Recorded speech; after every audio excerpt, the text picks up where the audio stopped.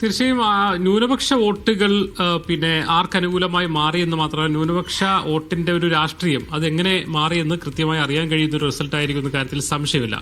രണ്ട് കാര്യങ്ങളുണ്ട്. ഒന്ന്, 2019 മുതൽ തന്നെ തീർച്ചയായും മുസ്ലിം വോട്ടുകളുടെ ഒരു ഗതി തീർച്ചയായും മനസ്സിലാക്കാൻ കഴിയുന്ന ഒരു ഫലം തന്നെയായിരിക്കും, പ്രത്യേകിച്ച് കോഴിക്കോട് ഉൾപ്പെടെ മലബാർ മേഖലകളിലെ റിസൾട്ട് എന്ന കാര്യത്തിൽ സംശയമില്ല.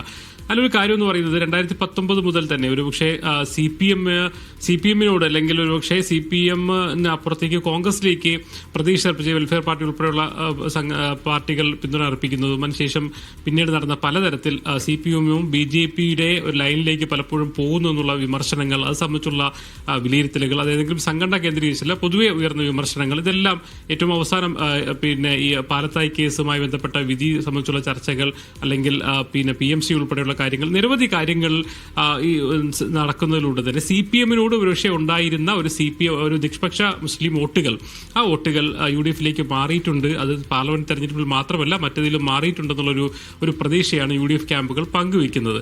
അതേസമയം അതേ ഘട്ടത്തിൽ തന്നെയാണ് ജമാഅത്തെ ഇസ്ലാമി എന്ന് പറയുന്ന സംഘടനയുമായി ബന്ധപ്പെട്ട വിവാദങ്ങൾ ഉയർത്തിക്കൊണ്ട് മുസ്ലിം കമ്മ്യൂണിറ്റിയിൽ തന്നെ പരമ്പരാഗത വിഭാഗങ്ങളിലെ വോട്ടുകൾ കൃത്യമായി തന്നെ UDF-ലേക്ക് പോകരുത് എന്നല്ലെങ്കിൽ LDF-ലേക്ക് അതിൽ നിന്നൊരു വിഭാഗം പിടിച്ചെടുക്കാനുള്ള തന്ത്രപരമായ സമീപനങ്ങളും CPM നടത്തിയിട്ടുണ്ട്. കാരണം ജമാഅത്തെ ഇസ്ലാമി വിവാദം ഉയർത്തുമ്പോൾ രണ്ട് തരത്തിലാണ് CPM ആഗ്രഹിച്ചത്. ഒന്ന്, അത് UDF എന്ന് പറയുന്ന ഒരു മുസ്ലിം ബ്ലോക്കാണ് എന്ന രീതിയിൽ പിന്നെ ഭൂരിപക്ഷ വോട്ടുകളിലേക്ക് കൊണ്ടുവരിക. മാത്രമല്ല ജമാഅത്തെ ഇസ്ലാമി എന്ന് പറയുന്ന ഒരു സംഘടനയെ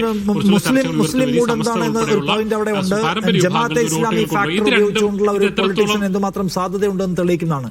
ഒരു കാര്യം കൂടി, ഞാൻ മലബാറിന്റെ കാര്യം പറയുമ്പോൾ RMB-യുടെ അതിജീവനവുമായി ബന്ധപ്പെട്ടുള്ള ഒരു തെരഞ്ഞെടുപ്പ് നിലയ്ക്ക് ഒരു പ്രത്യേകത ഇതിനകത്തുണ്ടല്ലോ. ഷാഫി പറമ്പിൽ എന്ന് പറയുന്ന കോൺഗ്രസ് നേതാവ് കോഴിക്കോടേക്ക് വന്നതിന് ശേഷം, മലബാറിലേക്ക് വന്നതിന് ശേഷം അദ്ദേഹം വളരെ സജീവമായിട്ട് എല്ലായിടത്തും ഇറങ്ങി നടന്ന് പ്രവർത്തിക്കുന്ന നമ്മൾ കണ്ടിട്ടുള്ളത്. ഈ രണ്ട് ഘടകങ്ങൾ പറയാമോ? ഒന്ന് RMB, രണ്ട് ഷാഫി ഫാക്ടർ പറയാമോ അസ്ലം?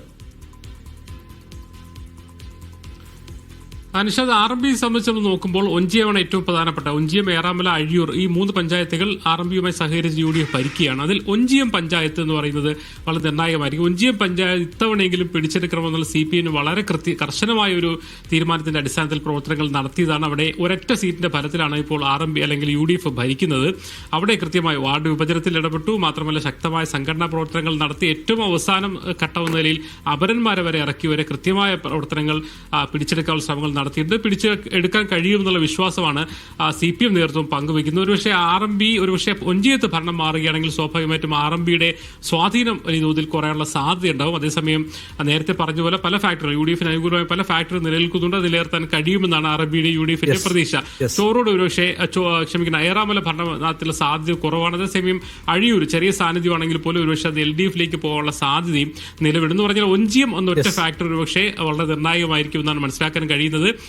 അതിന് രണ്ടാമത്തെ കാര്യം ഷാഫി ഫാക്ടർ തന്നെയാണ്. ഷാഫി സംബന്ധിച്ചോളം കോഴിക്കോട് മാത്രമല്ല കേരളത്തിലും പ്രചരിച്ചെങ്കിൽ പോലും വടകര കേന്ദ്രീകരിച്ച് വളരെ കൃത്യമായി ഓരോ വാർഡുകളിലും കേന്ദ്രീകരിച്ച് അദ്ദേഹം ചെറിയ ചെറിയ യോഗങ്ങളിലേക്ക് പോവുകയും ആളുകളെ ആകർഷിക്കുന്ന പരിപാടികളിലേക്ക് പോവുകയൊക്കെ ചെയ്തുകൊണ്ട് പ്രത്യേകിച്ച് വടകര മേഖലയിൽ നമ്മൾ ജില്ലാ പഞ്ചായത്ത് ഡിവിഷൻ പറയുകയാണെങ്കിൽ ചോറോടാണെങ്കിലും അഴിയൂരാണെങ്കിലും മേപ്പയൂർ വരെ CPM തന്നെ ഒരുപക്ഷെ സംശയത്തിൽ വെച്ചിരിക്കുന്ന ഒരു ജില്ലാ പഞ്ചായത്തെ മാറി ആ അർത്ഥത്തിൽ വടകരയിൽ ചെറിയ അനുകൂല മാറ്റം ഉണ്ടാകുന്നുണ്ട്. ആ മാറ്റത്തിന് കാരണമായി പ്രധാനമായി ഷാഫി ഫാക്ടർ ഘടകം പ്രവർത്തിക്കുന്നുണ്ട്. സുനിൽ, ഞാൻ അവസാനമായിട്ട് നിങ്ങളുടെ റീജിയന്റെ കാര്യം പറഞ്ഞു. നമ്മൾ തിരുവനന്തപുരം കോർപ്പറേഷനെ കുറിച്ച് സംസാരിച്ചുള്ളൂ.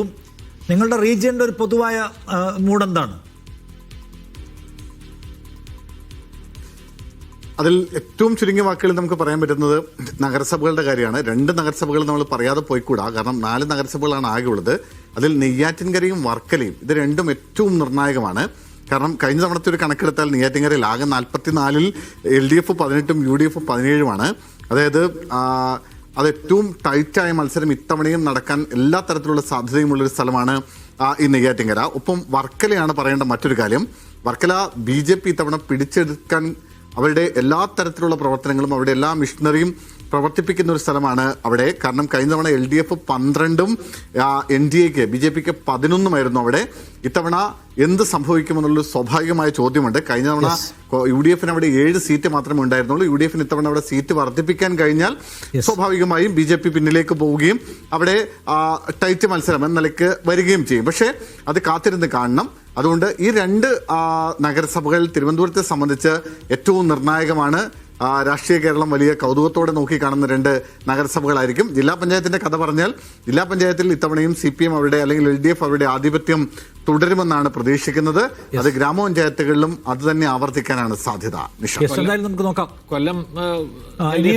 കൊല്ലത്തിന്റെ കാര്യങ്ങൾ പറയാനുള്ള സമയപ്രശ്നം അവസാനിക്കുകയാണ്. സ്പെഷ്യൽ എഡിഷന്റെ സമയം ഞാൻ ഒന്ന് അവസാനിപ്പിക്കുന്നു. താങ്ക് യു എന്തായാലും സുനിൽ, ഷുക്കൂർ, അസ്ലം ചേർന്നതിന്. ഒപ്പം സാജു എഡിറ്റർ.